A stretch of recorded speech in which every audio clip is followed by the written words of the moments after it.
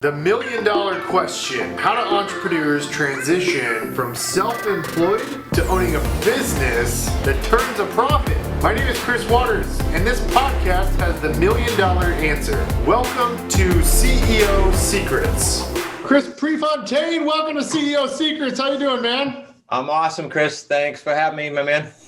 If you're watching this by chance on iTunes or Spotify or YouTube, be sure to hit that subscribe button if this is your first time tuning in. This is CEO Secrets. I've got an incredibly experienced operator that was both in the real estate brokerage space for 18 years. He owned a Realty Executives franchise, and he then pivoted full-time into real estate investing. Chris Prefontaine, welcome to the show, man. Thank you much, Chris. Can't wait to dive in. So, as you well know, listing inventory is crazy low right now. I want to get right into it. Sure. You're actively acquiring deals. You're doing deals all across the country. What are some of the silver bullets on the lead generation side to find listings right now? Yeah, well, I mean, what's interesting is as a real estate agent, you're trying to get a listing, but you use tactics that could help you get a listing and potential deals, where maybe you partner with investors or whatever, really maximize your opportunity for every person you get in front of. Yeah, let me preface it by saying when I was doing homes, and we did 100 homes a year, it wasn't like we were just piddling around with it. But if I knew how to tack this on to what you're referencing, I would have done a lot better, and I would have developed some wealth instead of just one commission deals. And that is a couple of things. On the lead front, we don't fish in different waters, so to speak. We do hit the expires and the FSBOs, the for rent by owners, and we do hit pretty heavy the free and clear property lists, meaning there's no mortgage on the property. Off market, no mortgage. But in addition to that, I think where the key thing that differentiate themselves is going to come is once they're on the phone with the seller, because, Chris, if they can learn how to buy on terms, lease purchase, owner financing, if they can learn how to do those strategies, they're going to differentiate themselves in the market. They're going to be totally different. They're going to be the authority, the expert when it comes to talking with a seller and saying morally and ethically, what's the best route for you? Is it going to be list conventionally like I always do? Great. If not, I can buy it. And here's how. I wish I knew how to do that back when I was cranking homes as a realtor. So you mentioned you guys target all the stuff like expireds, withdrawals, FSBOs, et cetera. But something you said that I think is important for the audience to pick up on is you also target properties that are owned free and clear. I'm curious, what exactly are you doing from a methodology and tactical perspective to get engagement with that audience of prospective homeowner? A couple things: postcard or phone call by virtual assistants. We rely heavily on virtual assistants, so we're not spending money unpredictably on mailings, but on occasion we'll do some postcards to get in the door. And the big piece there is, think about it. If they were in need of cash, presumably, they would have yanked it out of the property already.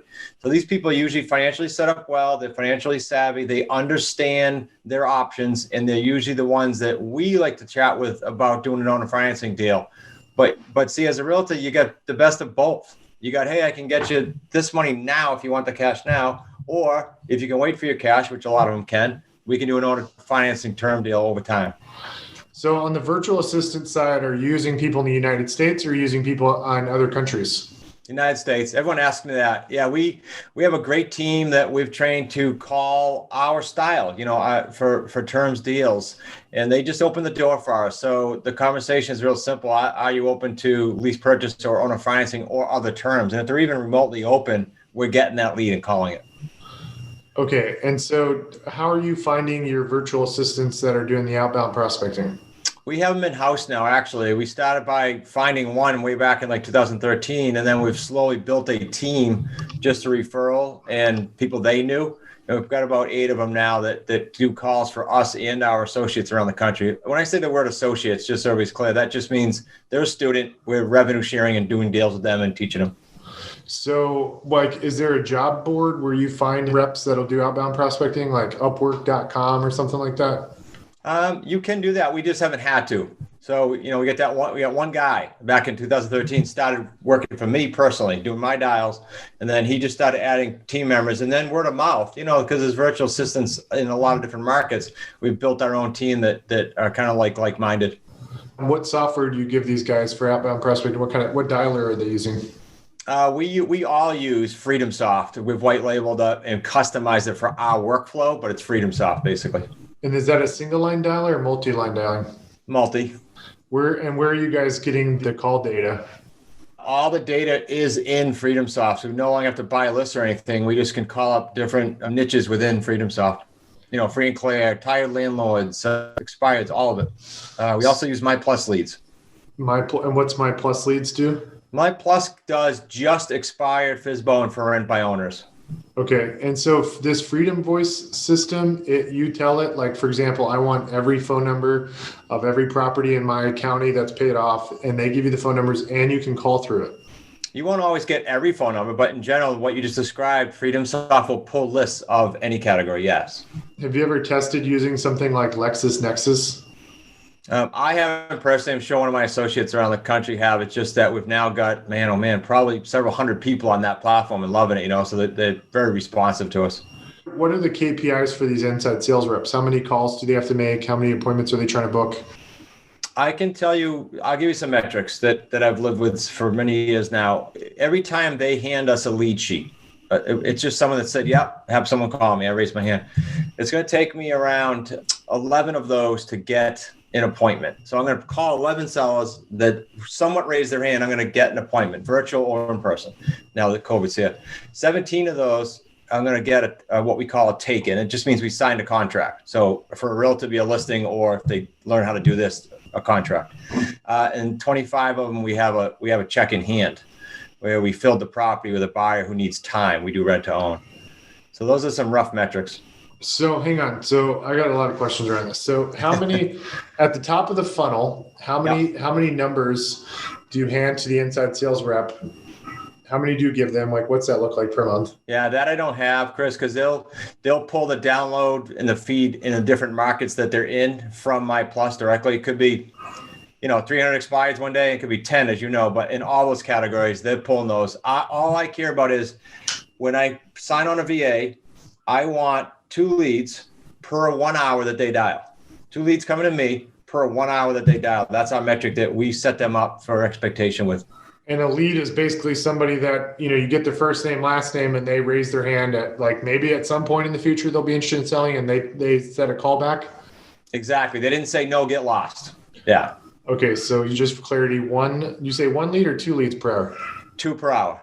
2 per hour. So 16. So your ISA rep's goal is to generate 16 leads a day. And then they don't work full time for each associate. They only work like 5 to 10 hours per week for an associate and for us. Okay. But I think, did you say at the beginning for every 16 leads you generate, you get 1 deal pending? I get a contract. Yeah. How fast do you get that contract? Meaning how many from the appointment day or something? Like, for example, your inside sales rep gives you 16 leads. Like, how long do you have to work those 16 leads before it turns into a deal? All different. If we're doing our job correctly and we're focusing on motivation, then it could be anywhere from literally instant 1 weekend to I've had people come back 2 or 3 years later. That's a per deal question, How much do you pay your inside sales reps?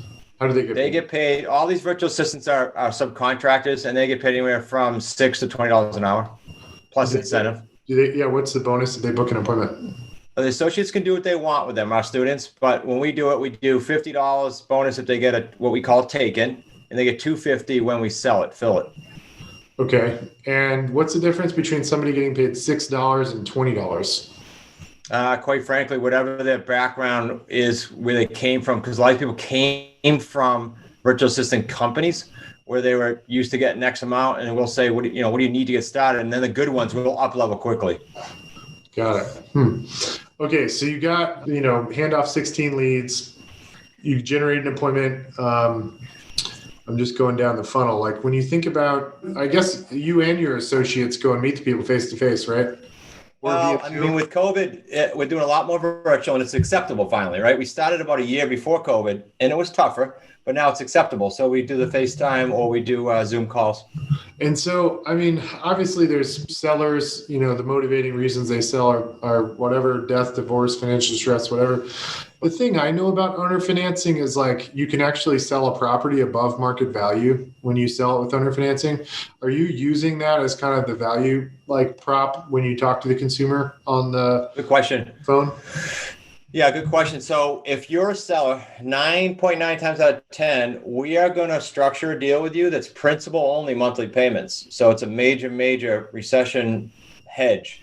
So if that's the case, I don't mind if I have to paying you a slight premium that might equal in my mind 2 to 3 months extra principal payments. So if I'm paying you $1,000 a month towards you holding paper, I don't mind upping your price $3-4 grand maybe, because I'm going to eat that up in 3 or 4 months. And if I got a 4-year or 5-year deal and that principal's pounding down, I'm cool with it. Wow, that's pretty game changing. Principal only, owner financing. Holy it crushes your profit's huge because of that. Wow. That's amazing.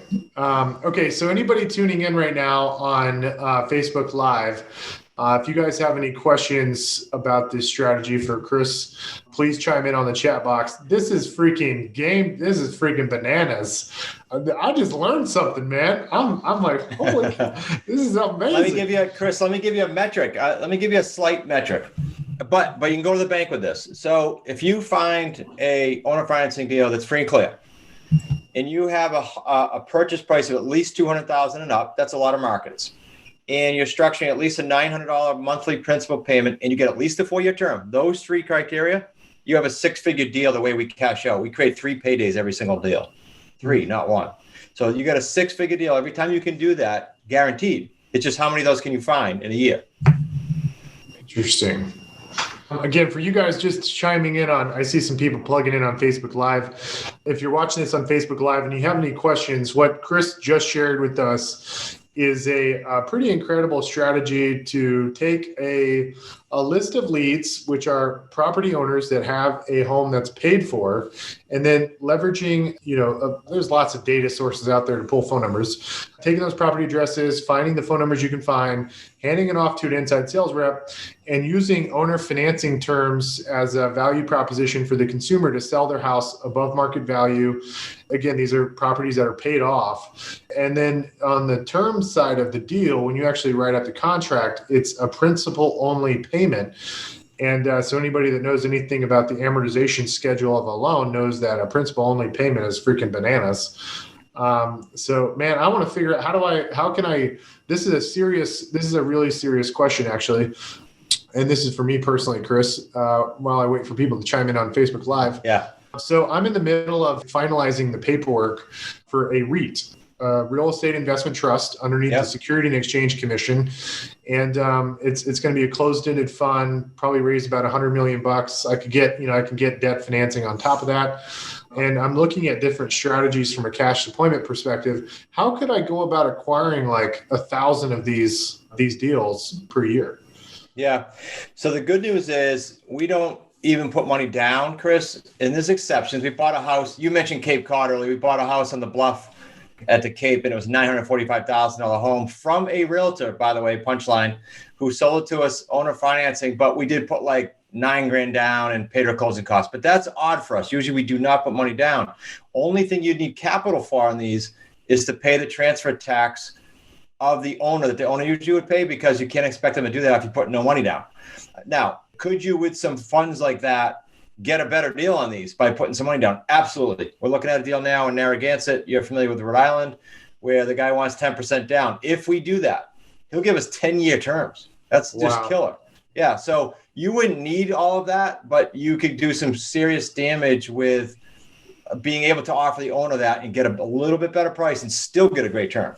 So Chris, what am I missing? Like, what's the biggest challenge and roadblock with this strategy? Like, what do you think is the hardest part from an execution perspective, picking up these deals? 2 things. Confidence in themselves, and a lot of the realtors already pick up the phone, so that's one hurdle. So in other words, the people in our community that do extremely well have that. They're confident enough to get on the phone. Because as you know, it's not necessarily the script, but it's how you go about it confidently. Secondly, it's managing expectations. I say those numbers, yes, they're great, but then people think from the late night commercials, they can jump in it and tomorrow they're going to find one, right? it takes time. I tell people, put the blinders on for 36 months and hang out with us, and you'll create something you never recognize. But it's not a 4-month, I'll try it. So managing expectations and confidence and belief. And if you don't have it, fine, build it. We'll show you how to build it. Have you looked at the market across the United States from a macro level and identified what's the total number of people that have properties paid off that would fit your buy box and would likely be willing to take a deal where it's principal only? I haven't done it from a percentage standpoint yet, but meaning how many I could get in our community because we're all over the country. However, roughly speaking, a third of the properties in the United States are free and clear. A third. It's a big pond of fishing. There's enough deals for you, me, and everybody else. You won't have to worry about getting deals. So how many deals are you acquiring using this strategy per month?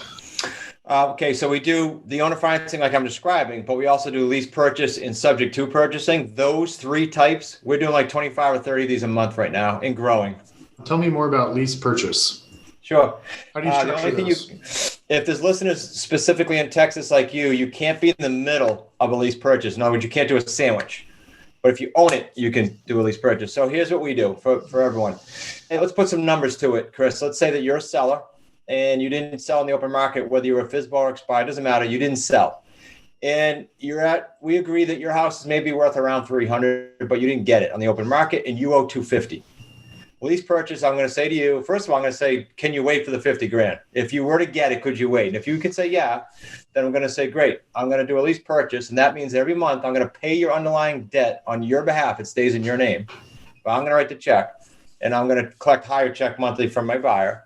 And then at the end of the term, let's call it 36 months, on or before that term ends, I'm going to pay off your loan. It's going to be lower than $250 now, so I benefit, but you're going to get your $50 cash locked in from the beginning. That's why a lot of sellers will do it if they have the wherewithal to wait for their cash out. That's it. We take over all responsibilities for maintenance, repairs, upkeep. We pass that to our buyer, but we take all that off the shoulders of the seller.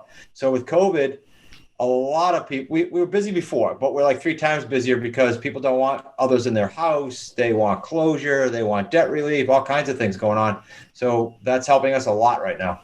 What do you need personally in your business to scale it faster?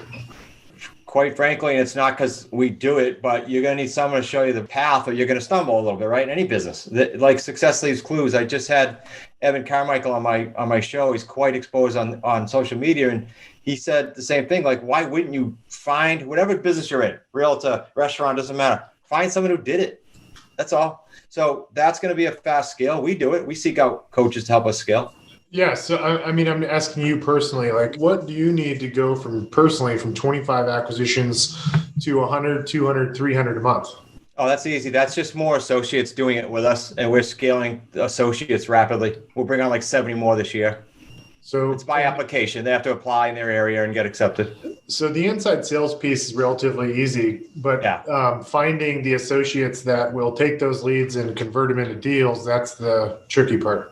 Yeah, we're getting if you're out there and you're in corporate America or you're dabbling in real estate and you get something else going on, this strategy right now, this term strategy, in the next 9 months, you can, if you get after, you can parlay a decade of income with the right deals, really, because we have 3 paydays, like I said, per deal. How are you finding associates to join your network, and what's that recruiting or what's that selection process look like? Yeah. So they come automatically through, we have a podcast ourselves, and so we're pretty exposed there, 96 different countries. We've got a great YouTube channel where we post all our deals. These deals you and I are talking about, there's over 100 on YouTube. Go look them for free. And so people see that. They see that we're a family culture. They see that we're from New England, right? So we're pretty blunt and to the point. It's not hard to figure us out.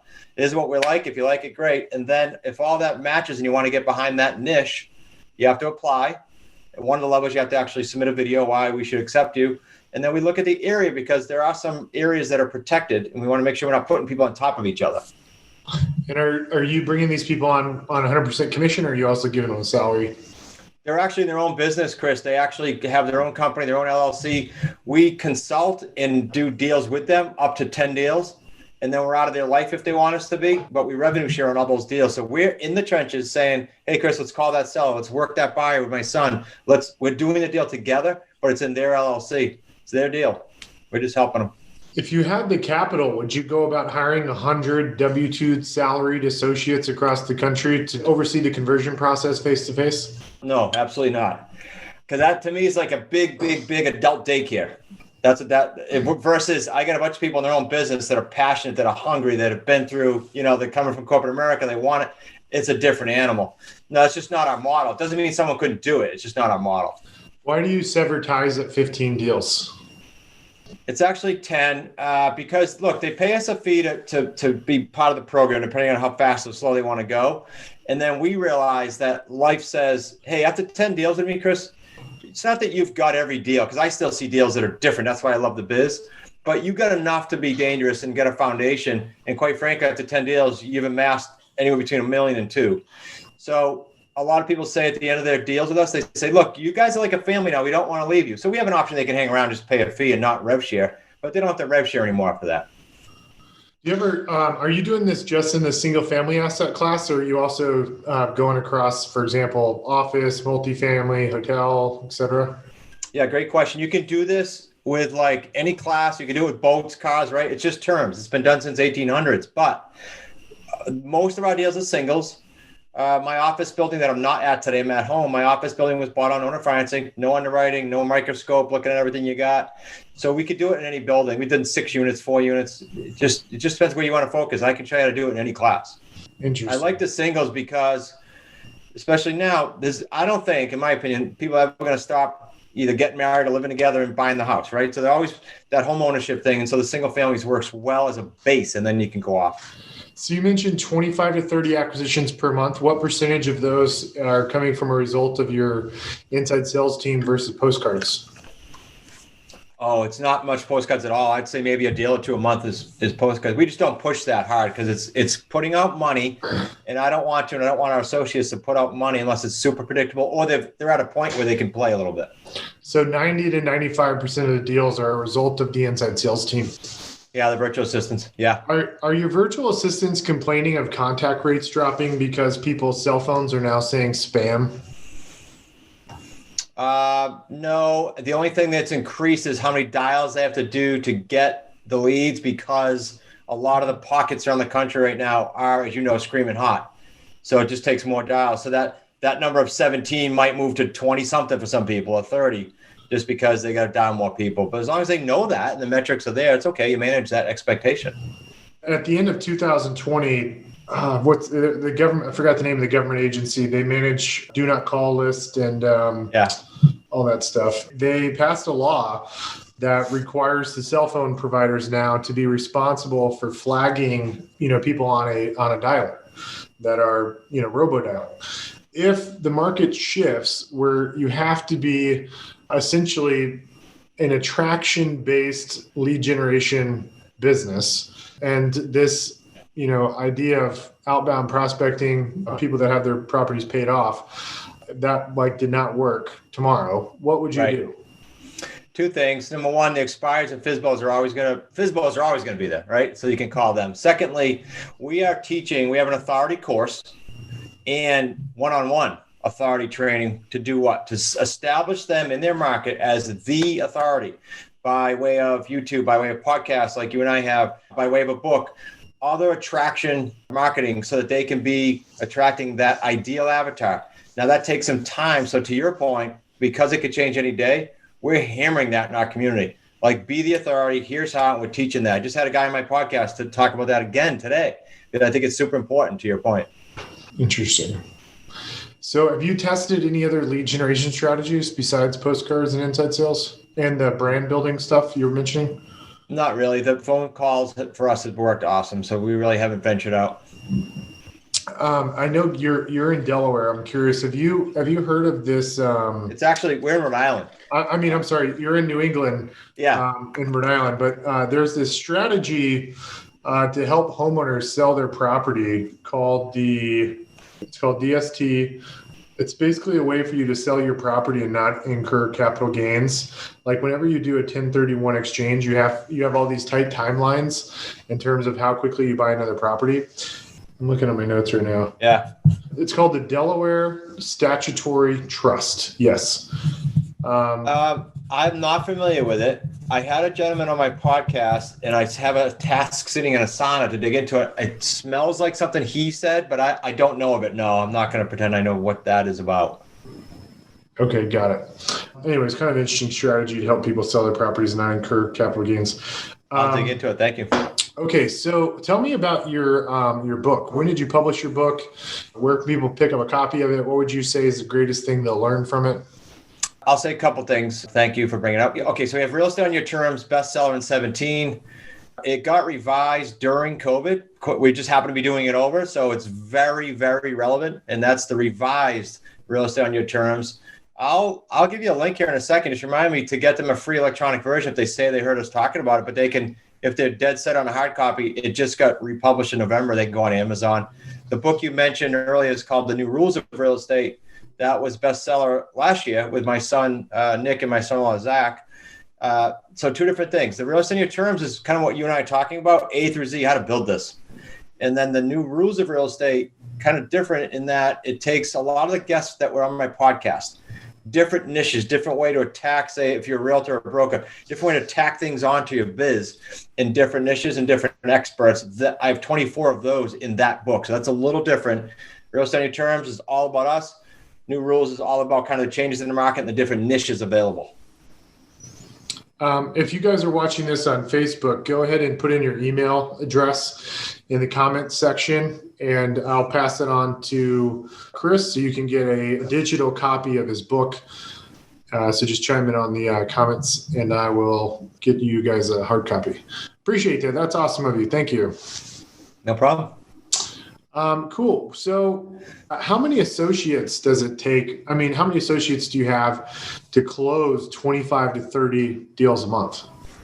We've got 110 that populate our Slack community, the Wicked Smart community. I'd say out of that, Chris, there's probably, to do those types of deals, I'm picturing my leaderboard every month. There's probably 8 or 10 that are that month active doing deals, to produce that many. But we've got about 83 total active right now. When we say active, we consider active being someone that shows up for weekly calls, is out there prospect, doing what we teach at some level. They don't have to, it's their goals, not ours, That's a lot of people that close 25 to 30 deals. They all have a goal. I can tell you what the goals are across the board in our community, 1 to 4 deals a month. Our deals, I should have qualified this earlier. Our deals, all 3 paydays, are worth, our company, personally, our family company, we average around 75 grand, and the associates average 45,000 to a high of 250,000 in higher price markets like DC and Cal. So that, when you can structure 1, 2, 3, 4 of these a month, you're putting some serious paydays on the books because it takes over time to cash them out. But again, I mean, I'm just thinking from an organizational perspective in terms of like units, total units, like 80 plus salespeople, and then you're closing 25 to 30. That means on any given month, there's a lot of salespeople that aren't closing any deals. Yeah. Now remember, these aren't salespeople. I guess that's the big distinction. These are people like me and you that are in their own business, and they could have a job, they have family, they have everything going on. They're not, a lot of them aren't full time. In fact, many of them aren't full time. So they're doing this niche. Some of them in hopes to go full time, and some have. But most of these guys are doing this as it's their own business. They go as fast or slow as they want. They're not our salespeople. I can't control that. I want them to hit their goals, and whatever their goal is, I want to help them. Okay, so your entire network is doing 25 to 30. How many is just your personal team doing? 3 to 5 every month for years. 3 to 5 a month. Yep. And those 8 inside sales reps are the ones that help bring in those 3 to 5 deals per month. They also work for associates too. We just have one dedicated to us. Okay, got it. Yeah. So one dedicated full-time ISA rep could help you do 3 to 5 deals a month. Yep. And then how many? We've only got on the phone. Yes. And if you have the right associate, like on your team, for example, how many can somebody do per month? You said 1 to 4. I've had back-to-back months of 10 a month myself when I was single dialing on a phone, no dial, back in 13, 14. So it just depends on how aggressive they want to be and how good they're on the phone. What do you see transpiring in the years to come that could be like a roadblock to your success leveraging this strategy? We talk about this often on our offsites. Laws, and regulations, because in every market, as you know, wholesaling, rehab, it doesn't matter. There's always a bad egg that tries to abuse the system, right? So we hope that that doesn't happen and laws don't clamp down on different strategies, but since they've been around since the 1800s. But in Texas, you can't do a sandwich. Why? Because somewhere years ago, someone screwed it up and took advantage of the consumer. So that's one issue. The second is technology, like with COVID and how things have pivoted to virtual. That's not going to be a hurdle if we can stay with it. Got it. Talk to me about on the disposition side. So you get somebody to sign a contract. You have the ability to purchase it principal only. How are you turning around and executing on the disposition side? Yeah, we sell almost all. There's an advanced strategy we wouldn't have time today, but almost all of ours start as a rent to own with a buyer who truly can qualify. They're not just wishing they might buy someday. We get them underwritten so that if there's credit repair or whatever, down paying debt, increasing down payment, whatever it might be, we're working on that. And we have a set time frame to do such tasks to get them mortgage ready. So they're going to come in as a rent to own, and they're going to eventually get the end loan and cash us out. There's advanced strategies to do some owner financing with that, et cetera. But again, probably a different show. So on the rent to own side, what do the terms look like for the renter? What percentage goes towards the principal balance? Nothing goes to principal on a rent to own because then they have no incentive to go get their loan. So they have a lease vehicle until they're mortgage ready, but they lock in the price. That's the biggie. So they are locking in equity as if they bought it, and they are taking care of the home as if they bought it. They just don't have a loan yet. How are you advertising rent to own? Like, are you putting in the MLS saying, hey, this is a rent to own option on Zillow? Like, gotcha. We don't use MLS because you simply don't have to. You can, and we have, but that might be 1% of the time. So just rent to own, no bank qualifying, because we just want the people that are stuck, for example, with COVID right now, that said, hey, rates are great, but I can't touch the criteria right now. They've pushed the bar up so high, and there's a lot of that right now. So just rent to own, no bank qualifying, things like that, to have a conversation with them, to open up their eyes to what's available to them, give them a pathway they thought was gone. What's the most profitable way to do this on the disposition side for you personally? Is it selling the property with owner financing or doing rent to own? Owner financing would be more profitable because I'm going to stay in that deal 20, 30 years, right? But so what we do, Chris, is if I have a house subject to, for example, where I have no clock ticking that I have to cash out the seller or the past seller, then I'm going to put a rent to own in there with some criteria that they have to prove themselves. No lates, all your deposits are in. We want a down payment. You're a buyer. Once that's proven in a year's time, we have it at the Cape right now going on, then instead of them going to the bank and going through all that underwriting garbage, that will own a financing because they've proven themselves now. And now that deal that was maybe 3 years for them to get for them to get bank financing just turned into a 20, 30-year deal. That's great. That's my favorite. That's a long-term, more profitable strategy. How many deals do you have in your portfolio? We carry anywhere between 35 and 55 always. We're probably in the high 30s right now. So let's say you get a consumer to go down the rent-to-own strategy. What's the term? When can they buy it? Yeah, that's going to depend on the criteria that the credit enhancement company gets back to us and says, hey, we spoke with Chris and his spouse perhaps, and their mortgage ready date should be X. And X is usually 18 to 24, 24 to 36. They give us a range. And if that fits with our deal, we accept them, given everything else being in place, job, income, et cetera. So when you set up a deal with a property owner, when you're going to acquire the deal, and you have to set up like a balloon payment at years 3 or 4, what happens if you have somebody, that's leasing the house or owner financing it, and come that 3 or 4 year mark, they're not in a position to, close the loan on it? Yeah, it's happened. 2 to 5% of the time this happens. So if there's time, first of all, it wouldn't be the nth hour. We'd know. If you weren't doing what you're supposed to get qualified, we'd know, and we leave like a year buffer. So there's time to either refill it with another rent to own, if there's a life event that happened to the buyer like COVID, or sell it on the open market with a realtor, done that, or sell it on the open market for sale by owner, done that if the owner can't extend. And that brings up the third option, which is call the owner and say, hey, look, we need more time, something happened with the buyer, whatever, and get an extension. All those are options that we've exercised on. So there's a pivot for everything. Did I hear correctly that if you do more than a certain number of owner finance deals per year, you have to go get a mortgage license? Yeah, you just can't, but that's per entity. Okay. And that's selling, not buying. Okay. So you can buy as many houses as you want with owner financing, but you can't sell. What's the limitation? Per entity is a limit. How many is it? Dodd-Frank. I don't want to quote it incorrectly. It's either 3 or 6. The reason I'm not, I don't even know because I'm not concerned because we don't do enough in one entity, to warrant that. Interesting. Chris, this has been amazing. I can't wait to read your book, The New Rules of Real Estate Investing. I have an inside sales team of about 9 people. And get them queued up. And I have about, we have about 30 sales reps. So I'm excited to share this with them and see what kind of momentum we can get. I'm kind of just, out loud thinking, how many people do we have that actually own their properties for cash? And the other thing is this probably, maybe I'll just ask you, is this more effective with lower price point properties? Like the lower end? I like median, excuse me. I like the stuff that moves. You can do it at any price, Chris, but you're going to move and generate those 3 paydays in that median range in a given market, which obviously is different everywhere. Yeah. Seems like in the luxury market, this may not be as effective. It's a little slower. The one at the Cape for us is $1 million. That's up. That's, as you know, for Cape Cod, that's up there, but it's not a problem as long as you have enough other variety in your portfolio. You don't want to do all of that. You'll be slow. Is it the disposition that's difficult of like a higher end property? Yes, usually. However, right now with COVID, the jumbo loans, as you probably know, are tougher. And so they're coming to us for the same houses they were trying to buy before. We get the house in agreement, they come to us and they do it because they just need time.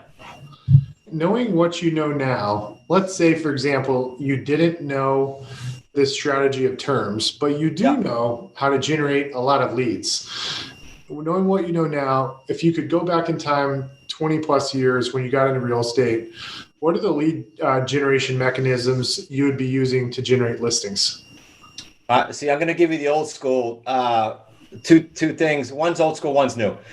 Phone. I've always been phone, even when I was a realtor. Just it's about the phone. You got to talk to people. But the second thing is this authority piece, I think is enormous. People are screaming right now to have a guide. Like they just want help. Like give me a guide. That's a consumer index in the United States says that. So the authority piece is huge. They want someone they can trust and that they can use as a guide. And they ain't going to know you unless you've got some kind of a authority brand out there. And so some of the ways you can do that you mentioned is writing a book. There's companies that'll help you. There's individuals that'll help you write a book, kind of like your business card. It's an authority piece. It's an attraction piece. Podcasts. Got a buddy of mine that helps people do podcasts in our community. And then, of course, YouTube channel. Everybody can do that. It doesn't have to be perfect. Just get it started. So one of the things that I view as one of the biggest challenges, like with social media, for example, is, like let's take any market across the United States. If you're a real estate agent, let's say there's, 500,000 homes, like single family homes. Yeah. Out of those 500,000 single family homes, there's only 2,500 people per month raising their hand saying they want to sell. And so let's say you push out a bunch of content on YouTube and social media and all this stuff, like, you are pushing messaging out to the entire United States, and the likelihood of getting your message in front of that local potential seller is very difficult. You get 1 million views a month. Okay, this is huge, this question. You would not ever push that out that broad, ever. You would establish your avatar. You'd establish very fine, the complete opposite, very fine, like this is the age group, this is the area, this is my specialty. You'll get more business, not less. And when you speak directly to that avatar who you define, you'll attract them. You're going to be speaking their language. And there's a process to get to that point. Guys, again, put in your email address in the comment section. I want to get you a free copy of Chris Prefontaine's book. Chris, this has been amazing. Thank you for all the nuggets. I'm excited to implement this term strategy myself. I can't wait to read your book. Thank you for being on CEO Secrets. I loved it, Chris. Your questions are awesome. I could have dove for another hour. I wish I didn't have a live thing coming up. So let's reconnect, buddy. Okay, sounds great. Thank you. Bye, everybody. Thanks for tuning in. Be sure to hit that subscribe button if this is your first time on, whether it's Spotify, YouTube, iTunes, whatever. Hit subscribe. Stay tuned for our next episode to come next week. Bye, everybody.